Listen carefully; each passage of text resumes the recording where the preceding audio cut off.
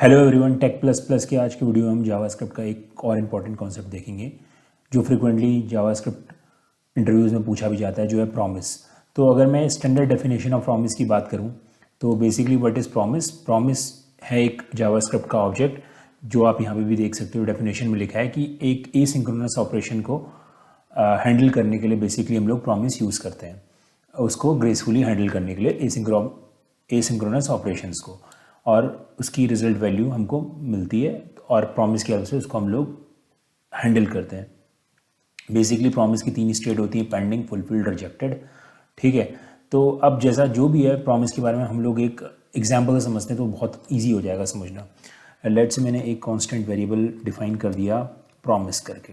ठीक है, मैंने प्रॉमिस डिफाइन कर दिया, पहले ही बोला था कि ये जो है ये एक ऑब्जेक्ट है, तो ऑब्जेक्ट को कॉल करने के लिए न्यू कीवर्ड लगाते हैं और उसके बाद से प्रॉमिस, ये मैंने प्रॉमिस लिख दिया। ठीक है, उसके बाद इसका फंक्शन मैं राइट लिखता हूँ। ठीक है, ये मैंने फंक्शन लिख दिया। अब मैंने बोला कि प्रॉमिस की 3 स्टेजेस होती हैं, तो 2 स्टेजेस हम यहाँ पे डिफाइन करेंगे, एक तो सक्सेस की और एक फेलियर की।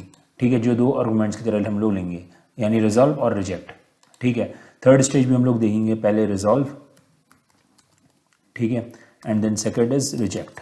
ठीक है, आप कुछ भी ले सकते हो, जस्ट ये है कि first for is use for resolve यानी सक्सेस के लिए, सेकंड फॉर रिजेक्ट यानी फेलियर के लिए। आप यहाँ मैंने रिजॉल्व लिखा है, आप कुछ भी पैरामीटर्स की नाम कुछ भी दे सकते हो। ठीक है, अब मैं कुछ भी एक हाइपोथेटिकल कुछ भी कंडीशन बना देता हूँ। अभी ये बेसिकली यूज होती है ईसिंक ऑपरेशन के लिए, लेकिन अभी मैं जो ऑपरेशन ले रहा हूँ ईसिंक नहीं ले रहा हूँ, अभी तो मैं ऐसी नॉर्मल ऑपरेशन कुछ भी ले रहा हूँ जस्ट फॉर केस समझाने के लिए। 1:1, तो ये एक सक्सेस का केस है, मुझे यहाँ सक्सेस मिला है 1:1, 1 इज़ डेफिनेटली इक्वल टू 1। तो बेसिकली मुझे इसको रिजॉल्व में पास करना है और मुझे यहाँ पे लिख देना है प्रॉमिस फुलफिल्ड। ठीक है, और मुझे एल्स में क्या पास करना है, मुझे एल्स में रिजेक्ट वाला केस पास करना है। ठीक है, तो मैं रिजेक्ट वाला केस डाल दूंगा रिजेक्ट। ठीक है, और उसमें लिख दूंगा फेलियर फ्रॉम प्रॉमिस।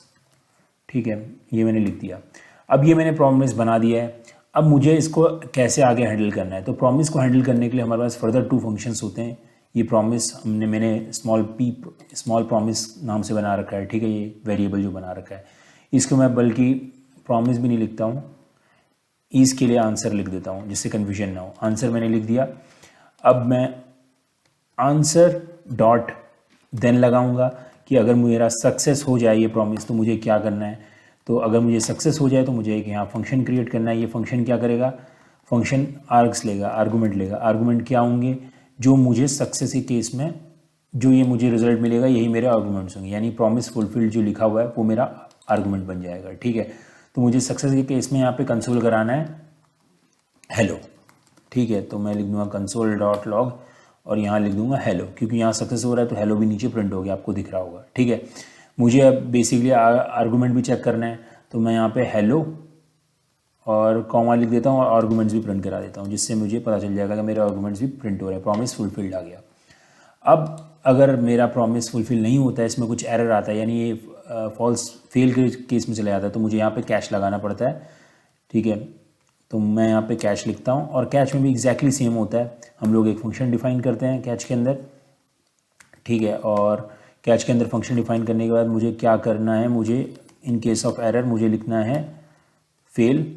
ठीक है, और जो भी मुझे आर्गूमेंट मिले, मुझे आर्ग्स यहाँ से मिल जाएंगे और यहाँ पे फेल के बाद मुझे उसको प्रिंट करा देना है। ठीक है, अभी ये तो प्रिंट होगा नहीं क्योंकि हमारा फेलियर हो नहीं रहा है इस केस में, जो मैंने बाय डिफ़ॉल्ट केस बना रखा है इसमें तो हमारा सक्सेस हो रहा है।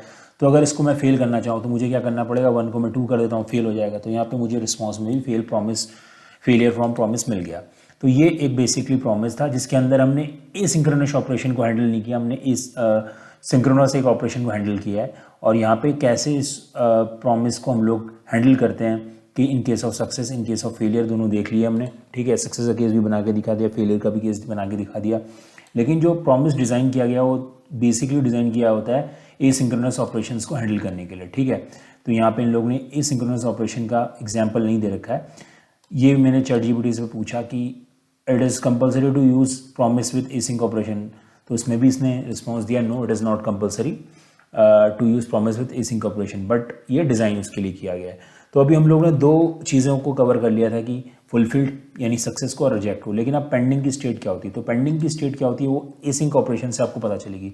तो अगर मैं यहाँ इसकी नॉर्मल केस की जगह एक असिंक ऑपरेशन यूज़ करूँ, लेट से यहाँ पे फैच वगैरह कुछ भी फंक्शन हो सकता है, एपीआई कॉल हो सकता है, लेकिन अभी मैं सेट टाइम आउट यूज़ कर रहा हूँ। ठीक है, मैंने सेट टाइम आउट यूज़ कर लिया है और यहाँ पे मैंने एक फंक्शन बनाया और इस फंक्शन को मुझे कॉल करना है लेट से आफ्टर 3 सेकेंड्स। तो मैं यहाँ 3000 डिफाइन कर दूंगा और यहाँ पे मैं कुछ भी एक रैंडम केस बना के लिख देता हूँ। ठीक है, मैंने लिख दिया where और x इक्वल टू, मैंने लिख दिया x इक्वल टू 1। ठीक है, और नीचे यहाँ पे इफ़ कंडीशन लगा दी, इफ़ x इक्वल टू 1।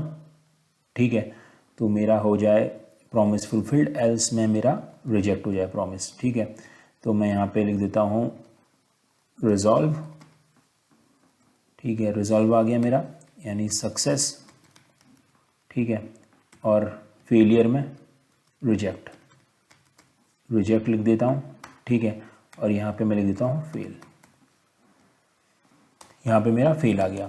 ठीक है, यहाँ मैंने वेरिएबल x को 1 की इक्वल्स टू डिफाइन किया। तो देखो आप देख रहे हो यहाँ पे मेरा सक्सेस हेलो प्रिंट हो गया, हेलो और सक्सेस प्रिंट हो गया क्योंकि मेरा x इज इक्वल टू 1 है।